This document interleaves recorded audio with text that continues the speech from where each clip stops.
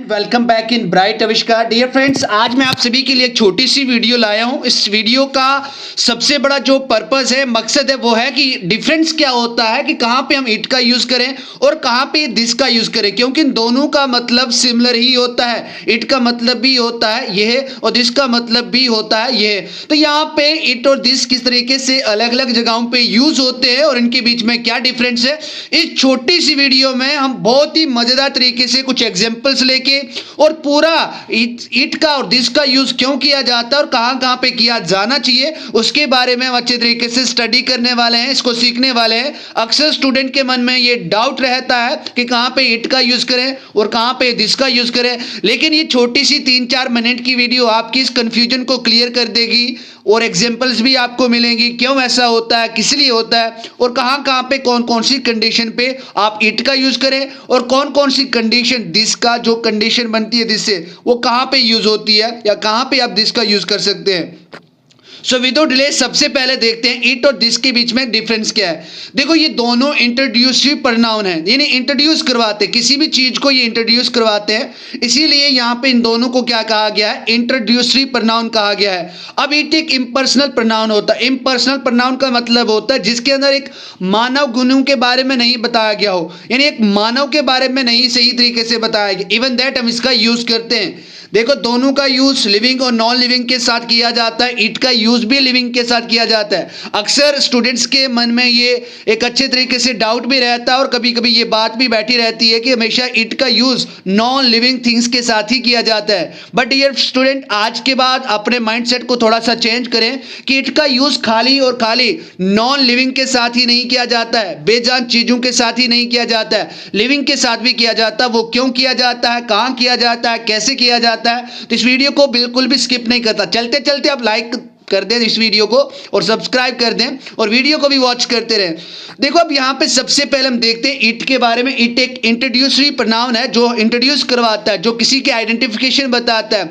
Suppose करो कभी भी आप किसी से मिल रहे हैं तो आप वहां पे थोड़े बोलोगे इट इज सूरज या इट इज राकेश, नहीं, तो वो किस तरीके से होता है, इट हमेशा किसी चीज को इंट्रोड्यूस करवाता है।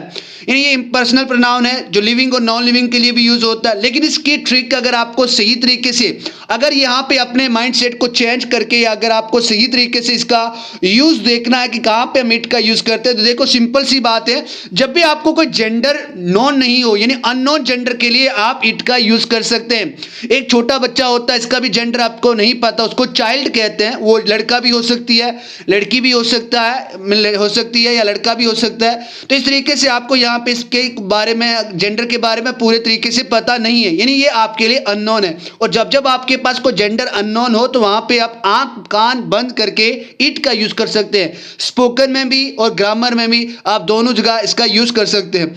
अब देखो इसके बीच में डिफरेंस क्या होता है। देखो, यहाँ पे इट्स भी होता है और इट्स भी होता है। देखो, यहाँ पे सेंस तो सेम ही निकलती है, लेकिन एक में एब्स्ट्रॉफी होता है और एक में एब्स्ट्रॉफी नहीं होता है।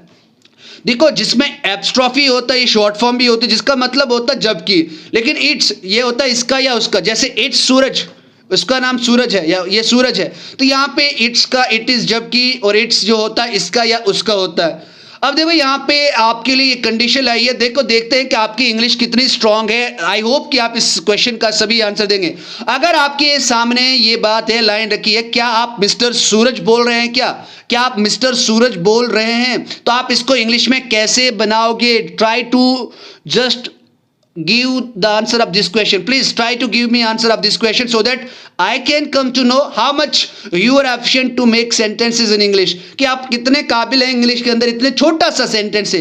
अक्सर हम इसको अपनी डेली लाइफ के अंदर यूज करते हैं। आई होप कि आप सभी बता देंगे।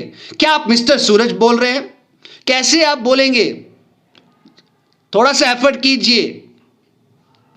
चलो मैं ही आपको बता देता हूं। तो क्या आप मिस्टर सूरज बोल रहे हैं, तो इसकी इंग्लिश होती है is it mister Suraj speaking. क्या मिस्टर सूरज बोल रहे हैं, क्या आप मिस्टर आर यू, इस तरीके से मिस्टर सूरज स्पीकिंग ऐसे नहीं बोलेंगे। Is it mister Suraj speaking, क्या आप मिस्टर सूरज बोल रहे हैं, तो आप यहाँ पे आपका भी यूज कर सकते हैं, इस तरीके से आप इसका यूज करें। उसके बाद देखो यहाँ पे कुछ इंपॉर्टेंट यूजेस हैं किसके, इट के, जिनके बारे में हमें अच्छे तरीके से ज्ञान होना चाहिए, नॉलेज होनी चाहिए, क्योंकि अक्सर ये कंपिटेटिव एग्जाम के अंदर पूछे भी जाते हैं। देखो यहाँ पे फॉर थिंग्स विदाउट लाइफ, यानी निर्जीव के लिए, जो ना चीज है जिसके अंदर जीव नहीं है, नॉन लिविंग थिंग के लिए आप इट का यूज करते हैं। जैसे आप बोलोगे हियर इज योर बुक, यहाँ पे आपकी किताब है, प्लीज टेक इट, आप इसको ले लो। उसके बाद एनिमल्स के लिए भी हम इट का यूज करते, कैसे, जैसे उस लड़के के पास एक कुत्ता है, वो कुत्ता बहुत ही ज्यादा क्या है, लॉयल है, वफादार है, फेथफुल है। He has a dog and it's very faithful, इस तरीके से भी आप इसका यूज कर सकते हैं। उसके बाद यंग चाइल्ड के लिए भी आप इट का यूज कर सकते हैं। मैंने शुरू में ही बताया था आपको कि इट का यूज आप कर सकते हैं। कैसे, देखो एक छोटा बच्चा होता है, उसके जेंडर के बारे में हम बात नहीं करते, हमें जनरली हमें ये पता होता है ये बच्चा है, वो लड़का भी हो सकता है और लड़की भी हो सकती है। इसीलिए जब आपके पास जेंडर नोन नहीं हो तो आप वहां पे इट का यूज कर सकते हैं। When he saw the child, जब उसने बच्चे को देखा, इट वॉज प्लेइंग, वो क्या कर रहा था, वह खेल रहा था। इस तरीके से आप इसका यूज कर सकते हैं।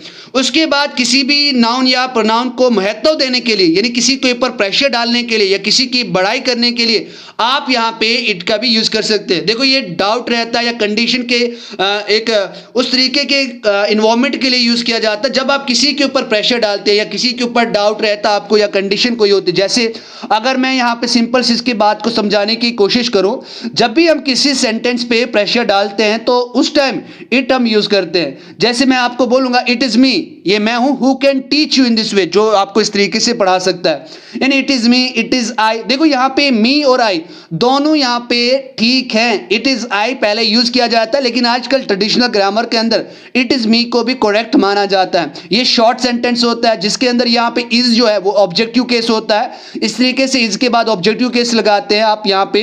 ये डाउट या कंडीशन यानी एक कभी भी एक प्रेशर डालते हैं किसी सेंटेंस के ऊपर, उसके लिए आप यूज करते हैं। उसके बाद इट वाज आई, मैं वो हूं जिसने आपको कॉल करी थी, हु कॉल्ड यू, इस तरीके से आप यूज कर सकते हैं। या it is I who can teach you, मैं वही हूं, यहाँ पे आई जो है वो सब्जेक्टिव केस है, इज यहाँ पे ऑब्जेक्टिव केस है, इस तरीके से आप इसका यूज करें। यानी सिंपल सा मतलब है इट इज आई, ये शॉर्ट सेंटेंस बनता है जिसके अंदर आप खाली इज यानी ऑब्जेक्टिव केस का यूज करते हैं, वो भी अपने आप में करेक्ट सेंटेंस है। लेकिन जब आपको एक लॉन्ग सेंटेंस बताना हो, जब और लॉन्ग सेंटेंस करते हैं तो उसके अंदर हम सब्जेक्टिव केस का यूज करते हैं, उसके अंदर हम किसका यूज करते हैं, सब्जेक्टिव केस का यूज करते हैं। यहाँ पे जो मी था, जो पॉजेसिव था, इसको हटा के उसकी जगह पे हम सब्जेक्टिव केस का यूज करते हैं। मैं बोलूंगा it is he who can earn money, it is he who can solve this problem. तो इस तरीके से आप बहुत सारा एग्जांपल्स इसके ऊपर बना सकते हैं। अब देखो लास्ट पे हम ये देखते हैं कि इसके बीच में डिफरेंस क्या है। देखो अगर मैं सिंपल सी भाषा में यानी सिंपल सी एक बात आपको समझाऊं, देखो इट और दिस के बीच में डिफरेंस क्या है। जब भी कभी आपके पास कोई चीज है, पहली बार अगर आप किसी से मिल रहे हैं तो आप यहाँ पे अपना नाम क्या बोलते हैं, दिस इज राकेश कुमार, आप बोलोगे दिस इज इंदिरा देवी। तो इस तरीके से जब भी आप किसी चीज को या किसी इंसान की इंट्रोडक्शन आप पहली बार करवाते हैं, उसका इंट्रोड्यूस पहली बार करवाते हैं, यानी फर्स्ट टाइम जब आप किसी अननोन चीज को इंट्रोड्यूस करवाते हैं उस टाइम आप दिस का यूज करते हैं। लेकिन अगर बार बार उस चीज के बारे में इंट्रोड्यूस करवाते हैं जो पहले से ही पता है, उसके लिए आप इट का यूज करते हैं। सपोज करो मैं यहाँ पे आपको एक कंडीशन देता हूं, आप मेरे साथ मिले, आप बोलोगे सर दिस इज, क्या बोलोगे, this is my friend mister Rakesh, ये तो बात है। अब दूसरी बात बोलोगे hi sir my name is Rakesh, ये तो बात है। सपोज करो आप क्या कर रहे हो, आप मुझे अपने डॉक्यूमेंट्स दे रहे हो, तो आप बोलोगे sir this is my documents, क्या बोलोगे, ये मेरे दस्तावेज है सर, डॉक्यूमेंट्स है मेरे।